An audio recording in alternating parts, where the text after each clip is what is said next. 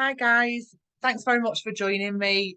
This is a video on emotional eating. I know a few of my clients have asked about emotional eating, asked about what it is, if they are an emotional eater, if it's something that they can manage and things like that. So I wanted to do a video that was specific to emotional eating, why we do it, ways of managing it and things like that. So if you are watching this in the future, then throw me a hashtag replay underneath, throw some love hearts on the comments. Let me know that you're watching it. And if you've got any questions, then please let me know. Tag me in the comments. I can get back to you with any questions that you have. I am just going to kind of go through everything all together. And then, like I say, if you've got any questions afterwards, then I'm more than happy to help. So, emotional eating. So, what you should know. So if you race to the cupboard when you're feeling down or otherwise upset, so you are not alone. It's common for people to turn to food for comfort as a way to cope with big and difficult feelings. So when you eat in response to emotions, it's called emotional eating. Everyone does it sometimes. Our bodies need food to survive. So it makes sense that eating lights up the reward system in the brain and makes you feel better. So when emotional eating happens often and you don't have any other ways to cope, it can be a problem. Although it may feel like a way to cope in those moments, eating doesn't address the true issue. So if you're feeling stressed, anxious, bored, lonely, sad, tired, food won't fix them feelings. So for some people, this cycle of turning to food to cope creates guilt and shame, and they're bigger and tougher feelings to navigate. So food is at the center of many things that we do. So food is part of our celebrations, making food for someone going through a rough time is a way to show that you care. Sharing food with others is a way to connect. So it's natural to have an emotional connection to food. And the goal is to allow you to make a conscious decision about when, what, and how you eat. So there will be times when it makes sense for food to be part of dealing with big emotions. And for other times, there are better ways to cope.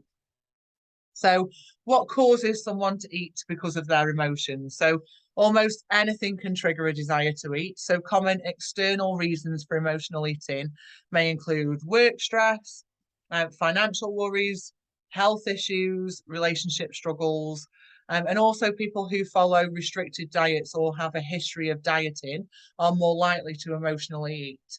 So, there are internal causes, so kind of an emotion dysregulation, easy for me to say. So the inability to manage emotions, like a lack of introspective awareness, so not realizing how you feel. And there is a kind of couple like stress cortisol responses as well. Mostly, I think, though, it is an external issue that we have that makes us emotionally eat.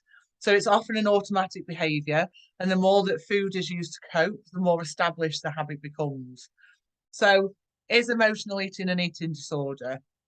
So, on its own, it's not an eating disorder. It can be a sign of disordered eating, which may lead to developing an eating disorder.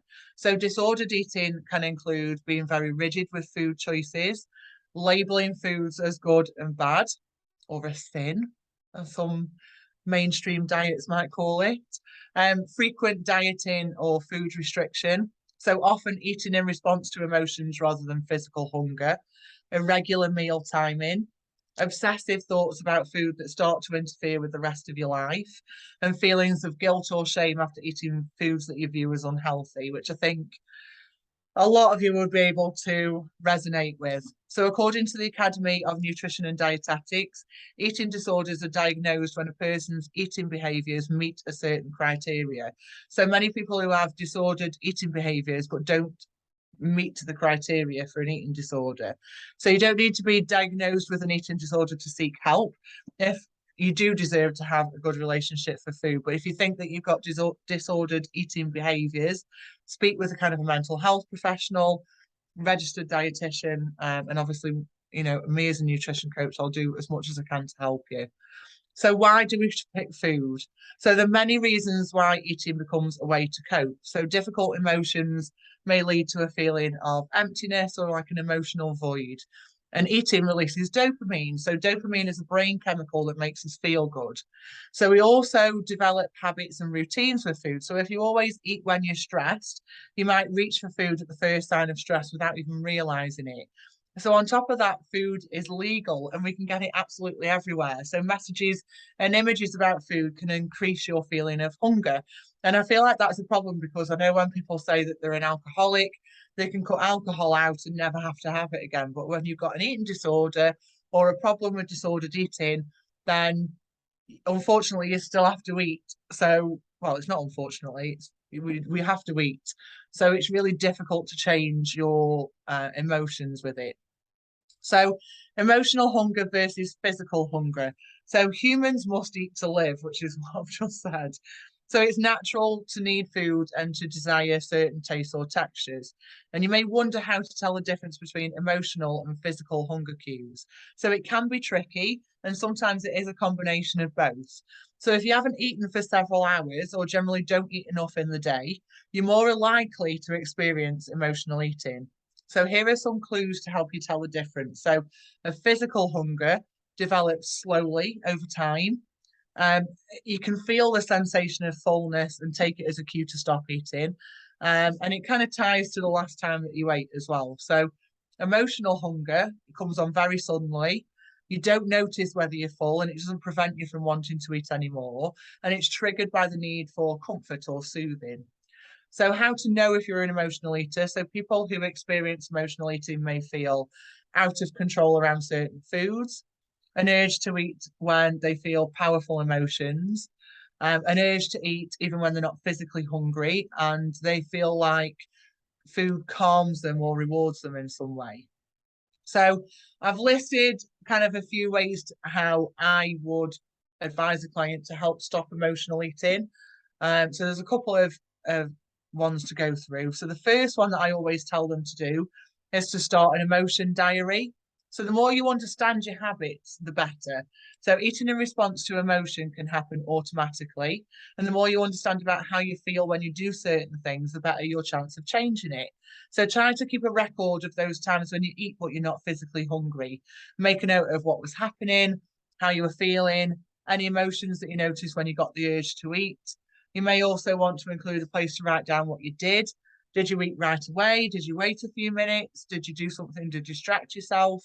And try not to judge yourself on the findings. So try to be genuinely curious about what is happening when you eat in response to emotions. It does take a lot of practice, and be kind to yourself as you start to explore because it doesn't have to be perfect. There are other ways to cope. So once you have more information about the emotions and situations or thoughts that can trigger eating, you can start to make changes. If you notice that you always eat when you feel stressed, it's the stress that needs the attention. So think about something that you can do to better relieve your stress.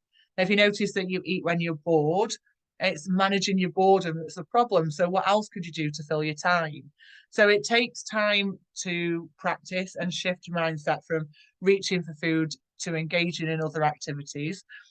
Experiment with different things. Just find what works for you. Some things kind of take your mind off. Some people go for a walk, which I'm going to come on to next. Some people use the crosswords like the Sudoku or like the colouring books, like the colouring books. Just take your mind off it if that's what it is.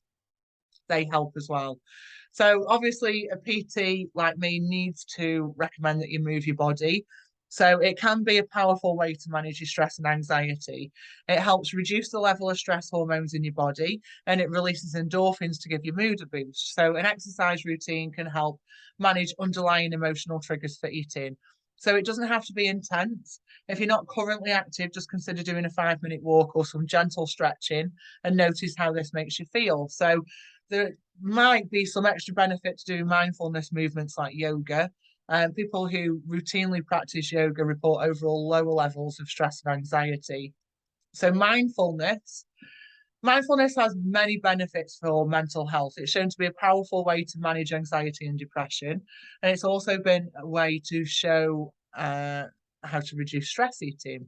So mindfulness, excuse me, is the practice of paying attention to the moment that you're in.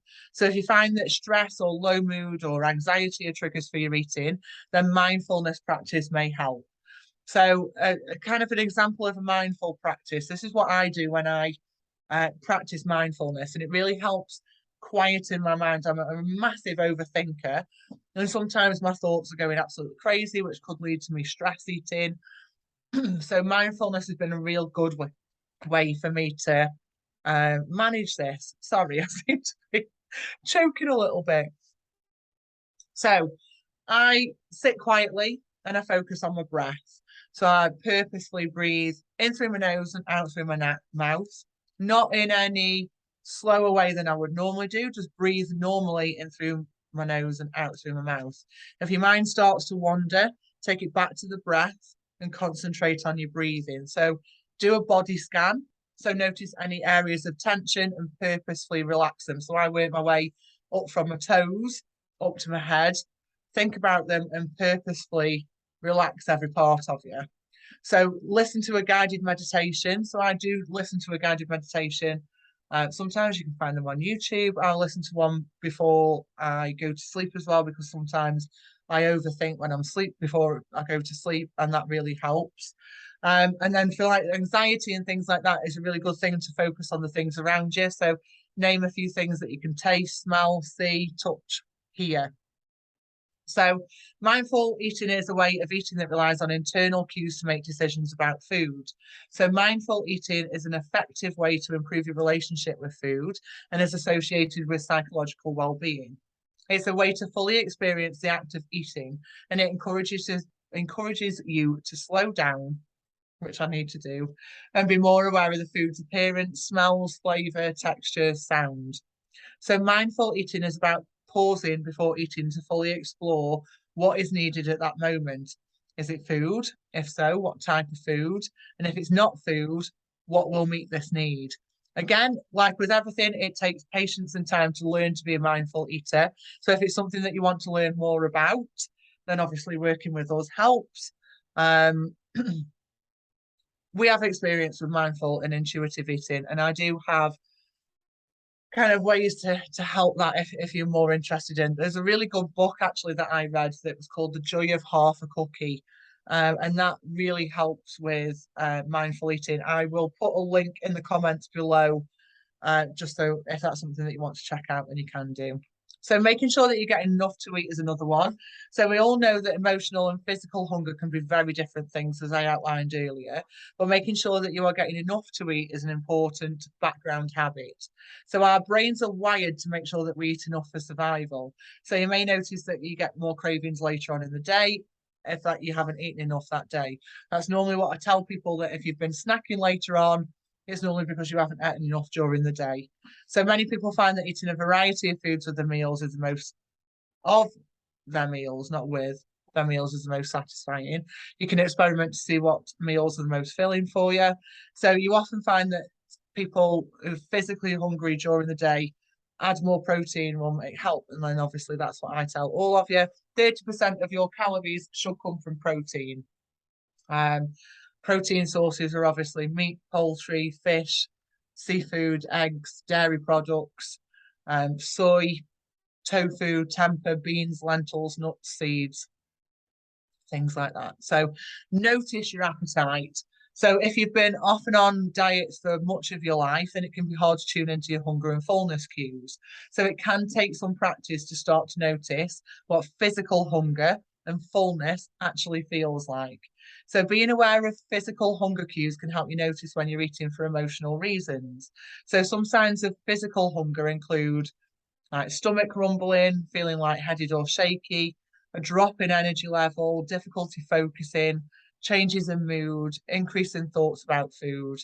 And then if you'd like to reconnect with your hunger and fullness, picture your hunger on a scale of 1 to 10. So level 1 is extreme hunger, and you may feel physically unwell, weak, ready to grab anything that might be edible. And 10 is extreme fullness, like after an all-inclusive meal or a takeaway, anything like that, where you're absolutely fit to burst. So again, as you get more practice, you may notice some of the early signs of hunger, and it can help you to identify when you feel like eating, but you're not physically hungry. So Sadness or anxiety is obviously moments that we normally have in isolation. So those are tough feelings to navigate on your own. So even a quick phone call to a friend or a family member can do wonders for your mood. And there's also obviously formal support groups that can help. So consider getting extra help from professionals if you are feeling like that. We do have experience supporting people with emotional or disordered eating. And so we can help you identify eating triggers and find ways to manage them. So obviously drop me a message if you are struggling with this. And a mental health professional can help you find other ways to cope with difficult emotions as you're moving away from food. And they often use cognitive behavioral therapy. So CBT for emotional eating often includes behavioral strategies such as eating regular meals at a planned time. So, scheduling your meals can help curb physical hunger. So, the sense of feeling full may also help curb emotional hunger. So, some research calls this the cold hot empathy gap. So, in the cold state, meaning that you aren't hungry and therefore neutral or cold towards food, you underestimate how hungry you might be in the future. Where in the hot state, you overestimate how hungry you actually are, which causes the emotional eating. So, planning your meals may help you keep in a colder or a neutral state. So, in one study, meal planning was linked with food variety, diet quality, and less obesity. So, I don't just tell you to meal plan for no reason. So, scheduling your meals doesn't mean that you need to prep a week's worth of food. Instead, consider building a weekly meal plan that includes breakfast, lunch, dinner, and a snack, and then decide what time you'll eat for each meal. So, for example, breakfast Monday to Friday at 7, Saturday and Sunday at 9. Snack Monday to Friday at 10:30, and then at the weekend you could have your snack at 3 o'clock. Lunch Monday to Fridays at 2. Um, Lunch on a Saturday and Sunday at 12. Oh, I've missed the morning snack, but you get the idea. This was also discussed in the gym just recently with another one of the personal trainers in there. I did a diet that was stuck to rigid meal times. And although you might think that at the time, the times that I were given was fine because I don't necessarily work in a 9 to 5 job, so I can eat whenever I want to. But obviously, making your own plan around this does, and I think it would definitely help some people because if you're experiencing an intense desire to eat, think about your next scheduled meal. So if it's only half an hour away, can you wait? Normally people can wait another half an hour. So it is something that I have done before, and it did help me. And then sometimes it does help if you try not to schedule meals too close to bedtime and keep all your meals within a 12-hour window, like 7 to 7. So it means that you should eat a meal every 3 hours. However, I know that that's not always possible. So again, making your own plan is better for that reason. So banishing distractions. This is a massive one for me. So if you're eating while you're working or watching TV, then your brain misses out on the full eating experience. So if possible, give food your full attention when you eat. So this can increase the enjoyment that you get from food. So when you feel satisfied, you may be less likely to seek out something else afterwards. So when you're distracted, you're more likely to eat faster. So it takes time for your stomach to let your brain know that you're full. If you're a fast eater, you may be eating more than what your body needs before your brain can tell you to stop.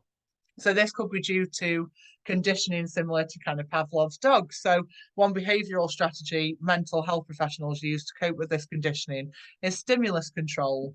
So stimulus control works by changing your food cues. So positive self-talk, which I know a lot of you will struggle with, but again, positive self-talk and self-compassion are more tools to use on your journey to managing emotional eating. So it's been shown to improve healthy eating. So try to become more aware of the stories that you're telling yourself. And it may be helpful to write down some of the repeated negative thoughts that you're having in your emotional diary if that's what you start. So remember that you don't have to believe everything that your brain tells you. That's a massive thing. Let me say that again. Remember, you don't have to believe everything that your brain tells you. Get curious about what these thoughts are and where they're coming from. So once you're more aware of all the negative thoughts that show up, you can start to work on changing them. So make a note on how you could change the way that you talk to yourself. So consider how you would talk to a friend and use that language with yourself. So this is also known as kind of a belief bridge as well, and it can be used to change beliefs that you have. So a belief bridge normally has more steps than this. I'm just going to literally give you the start and the outcome of it. A belief bridge will break the sentence down into smaller, manageable chunks, so it makes it easier for you to change your mindset on. So instead of "I'm terrible at my job," you could say, "Everyone has challenges with their works. What can I do to feel more confident in my job? I overate again. I'll never be able to change. I wonder why that happened. I can't believe I messed up again. We all make mistakes. I can view this as a learning opportunity." So do you see how it helps to kind of change the way that you're thinking, and it's making it more of a positive talk than it is a negative? Belief bridges, I might do a video of that on its own because it can really help with negative self-talk and things that you are currently telling yourself, the story that you're telling yourself. So I hope that has helped. Anything that you need any clarification on, then just let me know. Anything that you feel like I've missed and you want me to go over, then drop me a message. I'll be more than happy to go through it with you. But please let me know if it's been useful. Comment below if you find it has been useful, or like I say, if you want me to cover anything else. So hope you enjoy the rest of your evening or whenever it is that you're watching this, and I will catch up with you soon.